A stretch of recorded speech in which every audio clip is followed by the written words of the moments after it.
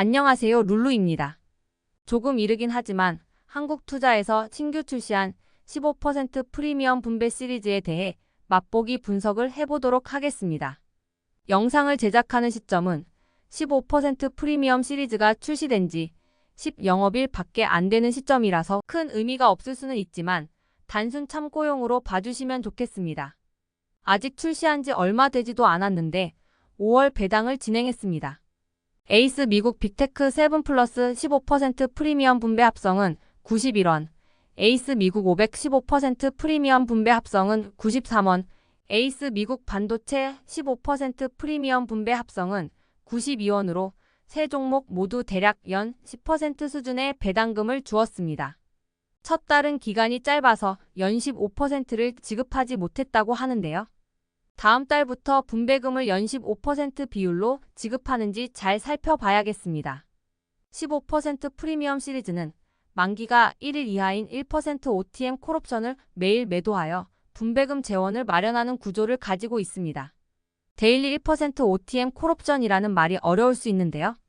현재 가격보다 1% 높은 가격 수준의 콜옵션을 매도하는 방식으로 하루에 지수가 1% 이하로 상승한다면 그 상승분을 온전히 따라갈 수 있는 구조입니다. 어려운 용어의 이해를 돕기 위해 상황별로 설명해 드리겠습니다. 추종하는 지수가 하락했을 경우에는 하락분만큼 손해가 나지만 옵션을 매도한 옵션 프리미엄으로 인해 옵션 매도 프리미엄만큼의 손실이 줄어듭니다. 추종하는 지수가 제자리일 경우 옵션 매도 프리미엄의 수익이 발생하고 추종하는 지수가 1% 이하로 상승했을 경우에는 온전히 주가 상승분을 따라가고 추가로 옵션 매도 프리미엄 수익이 발생하며 마지막으로 지수가 1%를 초과하여 상승했을 경우에는 주가 상승분이 1%로 제한되고 옵션 프리미엄 수익이 발생합니다. 2020년부터 2023년 사이에 과거 데일리 QQQ 1% OTM과 SPY 0.7% OTM을 매일 매도했을 경우 연 15% 이상의 수익을 충분히 분배할 수 있었습니다. 이대로만 된다면 연 15% 분배도 무리 없이 줄 수도 있을 것 같습니다. 다음은 짧은 기간이긴 하지만 출시 이후 현재까지의 성과에 대해 차트를 보며 확인해 보겠습니다. 주황색은 커버드 콜이 없는 7 플러스이고 남색은 7 플러스 15%이며 하늘색은 텐텐입니다. 에이스에서 설명하기를 제로데이트 1% OTM 콜옵션을 사용하기 때문에 1%까지의 상승분은 반영된다고 했는데요. 1% 이상 상승했던 대부분의 날짜에 비슷하게 따라가는 흐름을 보였습니다. 일부 구간에는 비율면에서 7 플러스 15%가 7 플러스보다 더 상승하는 날도 있었네요. 4월 24일에 4월 23일 대비 커버드 콜이 없는 7 플러스는 3.5% 상승했는데 7 플러스 15%는 2.71% 정도 상승해서 상품 홍보 시 설명했던 것과 비슷한 효과가 나왔습니다. 4월 26일, 5월 7일의 경우 7 플러스 15%가 더 오르기도 했고요. 차트를 보면 아시겠지만 상승할 때는 상승을 약간 부족하게 따라가고 하락할 때는 7 플러스보다 약간 낮은 비율로 하락하는 모습을 보였습니다. 추가적으로 텐텐과도 비교해보면 주가가 오르는 날은 텐텐이 7 플러스 15%보다 덜 오르고 주가가 내리는 날은 텐텐이 7 플러스 15%보다 덜 내리는 듯한 모습을 보이고 있습니다. 서로 기초 자산은 비슷하지만 기초 자산을 보유하는 비중면에서 다르기 때문에 직접적인 비교는 어렵긴 한데요. 차트상의 흐름으로만 봤을 때는 텐텐의 변동폭이 7 플러스 15%보다 작은 것을 보여주네요.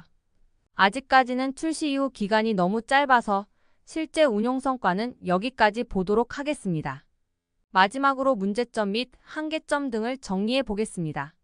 지금까지 나온 얘기로 봤을 때 완전 괜찮아 보일 수 있는데요.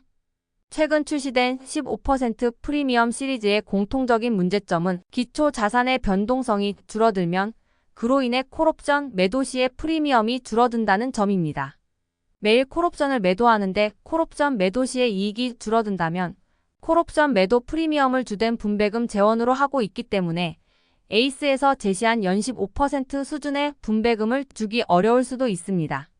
또 하나의 문제점은 커버드 콜의 인기가 올라오면서 수많은 금융공학을 이용한 상품에서 콜옵션을 매도한다는 점입니다. 시장은 제한되어 있는데 콜옵션을 매수하려는 수요보다 콜옵션을 매도하는 공급량이 너무 많아져서 콜옵션 매도 시에 발생하는 매도 프리미엄이 과거에 비해 줄어들 수 있는 문제점이 있어 보입니다. 이 부분은 에이스의 15% 분배 ETF뿐만 아니라 커버드콜로 구성되어 있는 모든 ETF의 공통적인 문제일 수 있습니다.